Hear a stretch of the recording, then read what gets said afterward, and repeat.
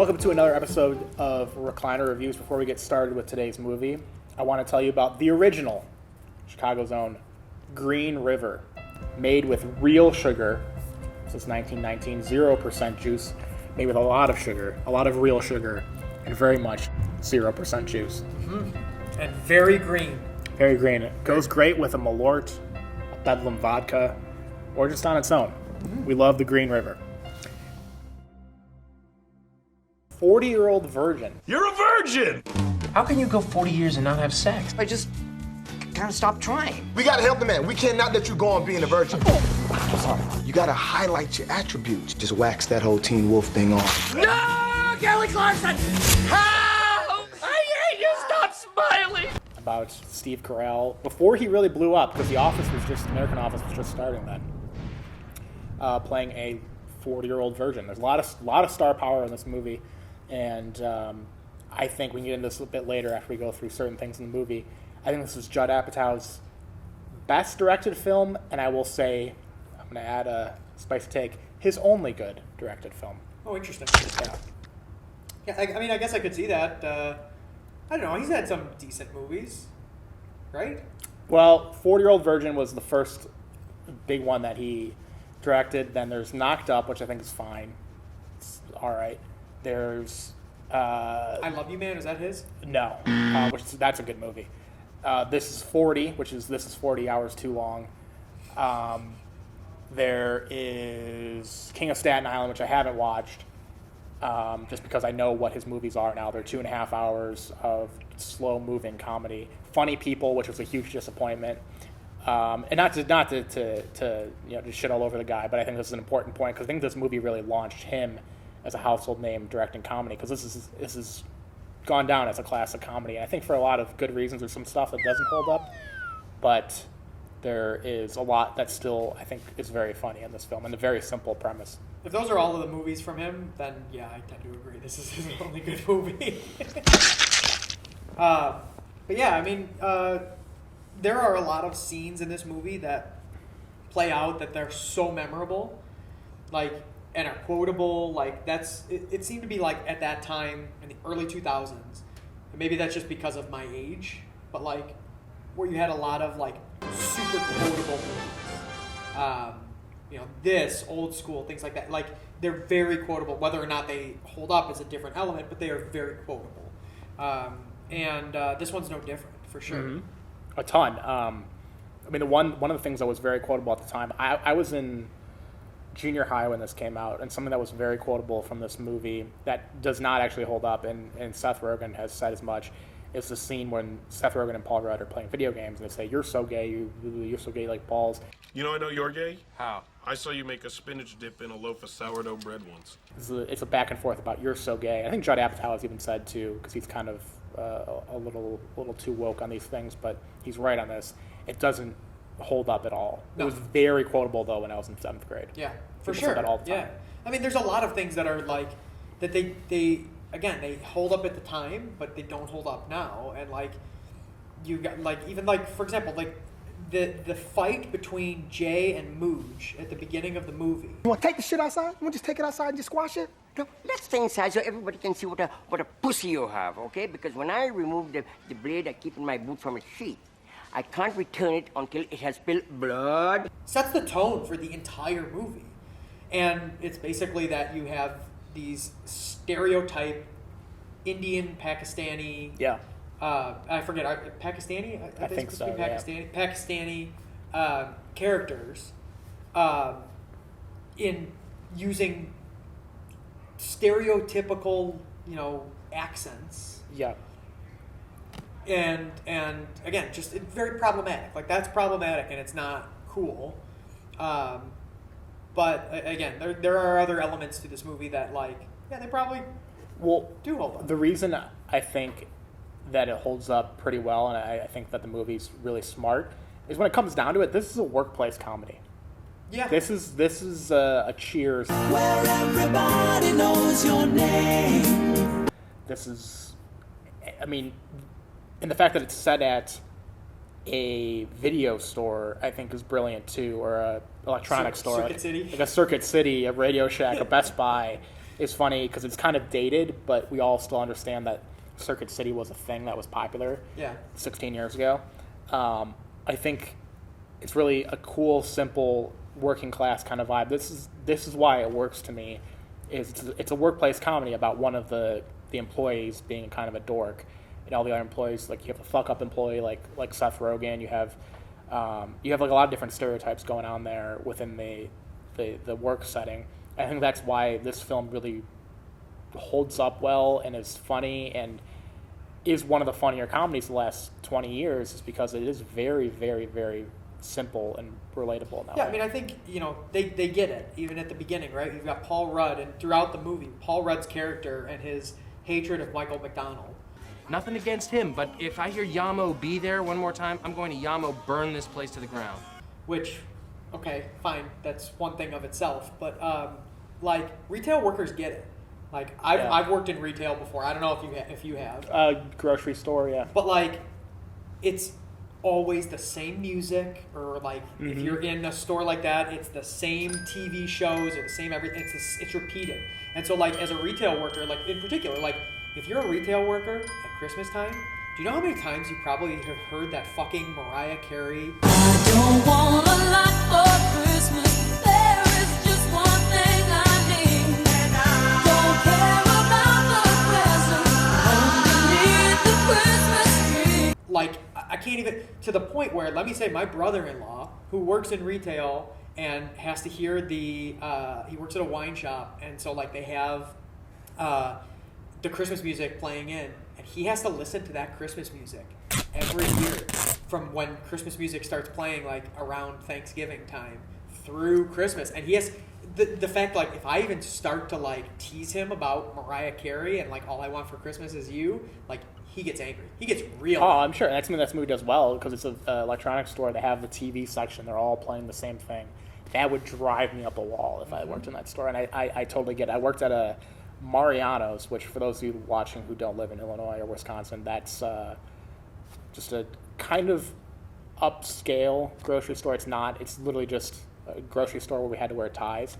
And I heard the same message once or twice every hour. Hey, this is Bob Mariano. Today's specials are blah, blah, blah, blah, blah. And it would get stuck in my head all the time. Yep. I mean, this is, yeah. I mean, no wonder the dude, Steve Carell's got a complex, and all of these people have a complex having to work in that environment. Yeah, and you have to deal with customers. You always have stories about dealing with customers, and one of my favorite scenes in this, not just because it's funny, but because I mentioned young, not as famous Steve Carell, young Kevin Hart playing a customer in the movie is a mindfuck. Check this out, though. First of all, you're throwing too many big words at me, okay? Now, because I don't understand them, I'm going to take them as disrespect. Watch your mouth and help me with the sale. There are a lot of movies from the early 2000s. You'll find a young Kevin Hart in very small scenes. Along Came Polly, which we haven't done yet. He is a boom mic operator in the movie, and I think the movie came out in 2003 or 4, I want to say. Totally no one knew who he was. He was a boom mic operator in the movie. He plays a customer in here, and it's really funny to watch that 16 years later because he's one of the biggest stars on the planet. It's like, oh, you had a bit part in this comedy. Yeah. I mean, it's the same with so many of these other characters. Like Mindy Kaling. Mindy Kaling has really a bit part, her, kind of first foray. I mean, she was a part of The Office. Well, The Office came out that year. Yeah, so I mean, this is her jumping off into the world. It's amazing. It's always fun to watch these young characters and character actors who develop into kind of a big deal. Yeah. Through some of these movies, but why don't we get into some of the nitpick? Because I got a lot of nitpicky stuff in here that I'm excited. I wrote down so much shit when things happen. I was like, are you fucking kidding me? What the hell is this? Right off of the bat, who takes a bath in the morning? Steve Carell takes a bath in the morning. How often do you take a bath? I never. I'm not 12 years old anymore. I've taken 12 years old, 8 years old. I've taken 2 in the last calendar year. They were both out of town. They were in hotel rooms. Mental health.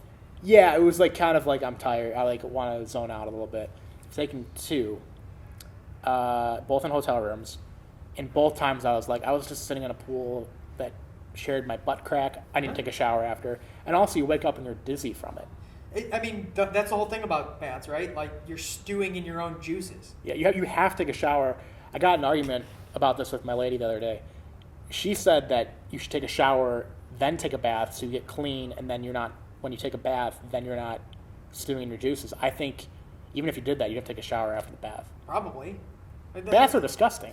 Yeah, look, I'm not a bath guy. There's nothing. I'm not saying there's anything wrong with taking a bath. Like, take a bath if that's your thing, right? Like, you want to soak or whatever. Like, no big deal. But like, that's not my thing. And even if it was my thing, Who's taking a bath in the morning? like, I'd be you're tired. getting up in the morning and you got to get to work. Shit, yeah. Like, a bath I'm gonna take a 30-minute soak in my own juices before I go to work. A bath is the cigar of cleanliness.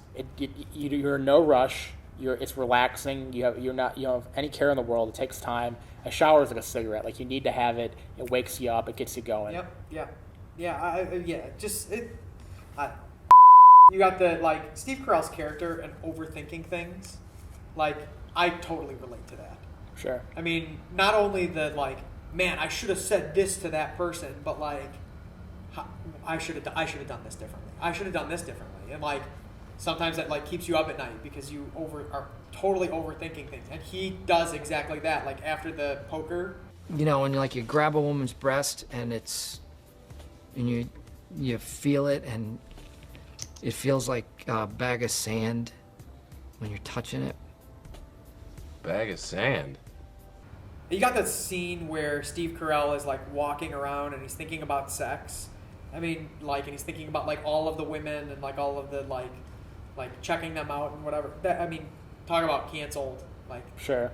Real simple. Like, he's a creep, like leering at women. The poker game scene though, where he's put on the spot and has to talk about his favorite sexual experience, is hilarious. I dated this girl for a while and she was really a nasty freak. She just loved to get down with sex all the time. She was like, any time of day, she was like, yeah, let's go. I'm so nasty. And I'd be nailing her. Oh, shit. She'd be like, oh, you're nailing me. Cool. Like, because you feel for him and awkward, like he's trying to fit in sort of thing, and it's a little graphic, but he doesn't know how to describe sex. That's one of the funniest scenes in the whole movie. I agree, and I think the reason I think that is like, if you all go back to high school, I think everybody had that conversation. Sure. Right? Like, Yeah, even if it's not about sex, high if it's about like drinking or smoking or something that somebody's asked you, like, what kind of beer do you like, and you never drank in your life, and you're like, oh, I like Corona Light, or they just like make something up. Yeah, everyone did that, and you kind of knew when people were lying too, and it's obvious. I love that scene. I mean, it's a sophomoric humor, which is this entire movie is sophomoric humor, and it's like literally sophomoric because, I mean, you go back to sophomore year of high school and having these conversations. Totally. So, yeah. Totally. I mean, it's very, very relatable. And that's what makes comedy great, right? Is it's got to be relatable. Like, you have to have some relation to what the comedian or actor is saying for that joke in order to make it work, and I think it does. When they're sitting on the dock and they're hitting each other with the fluorescent lights. Yeah. Me and my friends were that stupid, like going up and down the alleys and like, oh look, somebody put some fluorescent lights in there. Let's like hit each other with them, or like let's like throw them like javelins and watch them explode. Well, that's the thing. They're like kids, and it's just put into the setting of working in the store. It makes a workplace comedy. One nitpick I had, I don't even call it a nitpick. It's just an observation that even a few years after the movie came out, I was like, is Leslie Mann, Judd Apatow's wife, driving Steve Carell home drunk? Yep. Isn't that pretty? Oh, yes. Oh, God, yes. Oh. You're not looking at me. Yes, you're pretty. You're not looking at Yes, me. you're pretty. Do you think I'm pretty? Look at me. Look at me. Recklessly knocking shit over. I wouldn't say like drunk driving's can't not be funny. In the arms of the angel, fly. Although it takes a lot of lives, it's very serious. But how does he even get in the car with her? Like, I mean, I know he doesn't drive, but the whole thing, I mean, I guess that's a situation that is eliminated by Uber. Yeah. Which is a lot of things you watch from 20, 30 years ago. You're like, well, just call an Uber. Like, ugh. Hell, call a cab. Call a cab. You're at a club, like there are cabs lined up outside of that club. I know this is an LA thing because a lot of movies set in LA, which I think this is California. I don't know Probably, if I ever say. A lot of them, people are driving to bars. I always noticed that in a movie. Like I was watching Swingers a few weeks ago. It was one of my favorite movies. And Jon Favreau was driving home from the bar, like his parked next to the bar. I'm like, who? You're going out with your buddies to pick up chicks at a bar or club or something, and you're driving. Yeah. That whole thing's weird to me. That would stress me out if I think about how much I'm drinking and everything. Yeah. I did also want to say though, some of the other young people in this, Jonah Hill. Yeah, at the store. I'm just trying to get these shoes back to my house so I can wear them. He has a very small role. Very small role with the boots. Yeah. This was Kat Dennings, unfortunately, being thrust onto the world. She plays the daughter. Oh, shit, yeah. Yeah. This is her thrust into the world, and then she, not Two Broke Girls. Two Broke Girls, the Whitney Cummings show, yeah. Yeah. So her thrust into the world. And then you also have Steve Carell's wife appearing in this Nancy as Carell, a counselor. Yeah. They do a lot of stuff together, yeah. So it's amazing to see all of these people again in the movies. Insignificant scene, but it's, I think, the funniest scene in the movie. I say this line to my friends all the time to this day. Anytime we go to a crowded bar or a place we don't like, the bar scene, and they're Paul Rudd and Seth Rogen and Steve Carrell are at the bar and they're ordering drinks, and one of them says something about it's crowded here tonight. I think Steve Carrell says something about it's crowded here tonight, and Paul Rudd says, "Yeah, well, it's $9 beer night." I fucking love that line. It's how I refer to every crowded bar in Chicago, like a Hopsmith or a Fireplace Inn or something. I'm like, yeah, we can't go there tonight. It's $9 beer night. It's a totally insignificant line, a totally insignificant scene, but that is my favorite line from the whole movie. That is a great line. Yeah, that is a great line. And we want to talk about quotable lines. Like, even if I'm not, which I don't, like, I don't eat French toast that much, but just the way that Leslie Mann says, "Some fucking French toast." Fucking French toast. Like, I say that all the time. Like, yeah. To the point my wife is sick of me probably saying it, but like I say that all the time. Like, get some fucking French toast. Even I haven't had French toast in probably like 5 years at this point. Like, yeah. It's still funny. Like there are those throwaway lines like that. Yeah. Quotable throwaway lines, which is one of the things that it does so well. Yeah. And it has it doesn't waste the tertiary characters. I think Paul Rudd's character is actually my favorite character in the whole movie. He's like pathetic, but kind of likable at the same time. He has that $9 beer line. I think he's one of my favorite characters. Seth Rogen's character is hilarious. Yeah. Even we just mentioned Jonah Hill, Kevin Hart, Mindy Kaling. It really used every character well in the film, but then wasted it. Yeah, for sure. I'm sure everybody knows this by now, but you know that the waxing scene was totally improvised, right? Yes. Oh, you fucker! Yeah. And so his reactions were actually like his reactions to that. Here's the thing. 2005, this movie came out. 2005, one of the greatest, or maybe it was 2006, one of the greatest comedies of all time, Hitch, came out, which we reviewed before. It also has a waxing scene with Kevin James. It was a big thing at the time. The year of the waxing scenes with white men. Yeah, Yeah. It was something. Something else. But I love that, like, when you get these actors together, like, you basically let them do their thing. You write a script and like give them the basics, and then you just let them do their thing, and then they come up with like really good, like ad-libbed scenes. Totally love that. I do also want to say, like, the minute dating scene. I know that's a trope that has been put into some movies. It's not like a big one, but it's a thing. That seems like hell. Hi, how are you? I'm fine. Are you fine? Yeah. You're fine then. Are you retarded? The hell's the matter with you?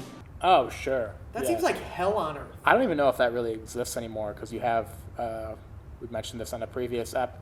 You don't know about the dating apps that exist out there, but you just go your thumb left, right, left, right, left, right. I can't imagine Well, anybody I know going they got It's Just Lunch.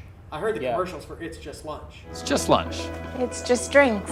It's Just Lunch is the world's #1 matchmaking service for busy professionals. It's just lunch. Yeah, that's a weird one. I don't even understand what all these new app farmers only Christian make like J-Date. You got something for everybody, but because of that, I don't think there's any use for minute dating. That does sound like hell. Yeah. I mean, yeah, it seems like that would have been probably one of the worst things. Speed dating scene also in Hitch. You're the date doctor? Do we have a problem here? Oh, yeah. So at the end of the movie, when Steve Carell goes back with Elizabeth Banks, and she goes into the bathroom, and he comes out of the bathroom because he's like wigging out. More star power, by the way. More star power. Lots of. I mean, again, like just names on names on names. But like, talk about Revenge of the Nerds type of scene, right? She's in the bathroom. Steve Carell leaves, and then Seth Rogen and comes. Seth Rogen walks in and takes his shirt off. That's, Like she would be totally cool with some random dude just walking. Yeah, I was just with this dude, but now some random other dude is here. Yeah, she doesn't scream. I think it makes it seem like she didn't care who the person was. She was just out of her mind enough, kind of crazy that just anybody would work. Yeah. But that's insane. Yeah, just crazy. Around the same time as well, because of this movie, the Benihana, that they have the Benihana scene, same Benihana that's in The Office. Huh? What did I tell you? Right, that's good. So Steve Wait, Carell, do you know that for certain? I All know that. Benihanas look Know alike. that for. That's racist. Racist. In fact, there's the line from The Office, right, where Michael Scott gets the two waitresses mixed up. Yeah. And he says something along the lines of like, Oh. "Yeah, I'm drunk, and all waitresses look alike." Yeah. But yeah, no, I know for a fact it is the same That's Benihana hilarious. as in The Office. That's so Steve funny. Carell has 2 appearances in this Benihana. My mind is absolutely blown. Yeah. One random little fact there. So, unless you have any No, other... I think that's it. I mean, look, there's a lot of quotable things here, a lot of like fun elements of this movie. There are still a lot of problems, but that's the type of movie that was kind of in the middle of like. I don't think there's any aughts. big problems to this, especially because the premise I don't think is even cringy. I think it's still kind of funny to make a movie about a dude who's kind of just down on his luck. Maybe like the trope of him being a virgin, like maybe Yeah. that's too simple, but it's still funny. Yeah. I want to go back to what we said at the outset when I mentioned this being Apatow's best film, and you asked me if he did I Love You Man, and this is a thing that, because I've had this conversation with people before where they say, well, you didn't like Superbad? I'm like, well, he didn't direct Superbad. And I think there's this weird thing that after this, between like 2005 to like 2014, there was this kind of comedy that the style just felt very similar. Yeah. And like obviously you can pull movies from the 80s, 70s, and like movies feel similar if they're the same genre, but like every comedy kind of felt exactly the same in certain ways. Yep. And kind of got blended together and made him as a director sort of like this, oh, it's like an Apatow movie, or like he's the kingmaker of movies, when in reality, and I'm not saying this just to be a dick, if Judd Apatow's watching, Hi, we'll Judd. Get in touch. I just think it's weird because this is the only movie that I think is actually outstanding. I think this is an outstanding comedy. I think it's one of the best comedies of the last 20 years. But then everything after this kind of gets blended into this mold where you think of a movie, maybe because Paul Rudd's in this also, of I Love You Man or Superbad or whatever, that the same 4 actors or stars in this, Jonah Hill, Seth Rogen, Paul Rudd, and the style of comedy for like 10 years just kind of blended together. Yeah, I mean, I feel that way. That's why I asked, like, what else has he done? Because, Yeah. again, like, even thinking about, like, I Love You Man, which is the same type of characters, or, like, Forgetting Sarah Marshall. Great movie, yeah. Like, those types of movies, they feel like they're the exact same, like, they're cut out of Judd Apatow's cloth. Yeah. And that's why I was thinking, like, well, for 40-Year-Old Virgin, like, is it really his best movie if he's done, like, Forgetting Sarah Marshall? Yeah. Like, I did. love Different Forgetting director. Sarah Marshall. It's Like, one of my that's favorite great, comedies, you know? yeah. But, like, that's why I had that question, because, like, Who knows, right?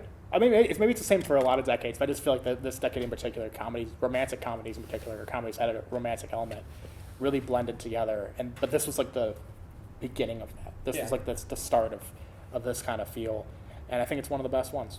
I agree. I think that, again, there are some things that they would not be able to put in the movies today. But the premise itself about this guy having a problem, it could be any type of problem. It doesn't have to be that he's a virgin. Like, it could be literally anything popped into the workplace comedy element of it, and it works. It just works. Like, absolutely. Everybody gets it because, again, that relatability element of it. Yeah, I think the workplace comedy is a big part of it because that's how I kind of view the movie. But do you want to do the rating first? Well, sure. So this is the part of the show where we take a look at the IMDb rating.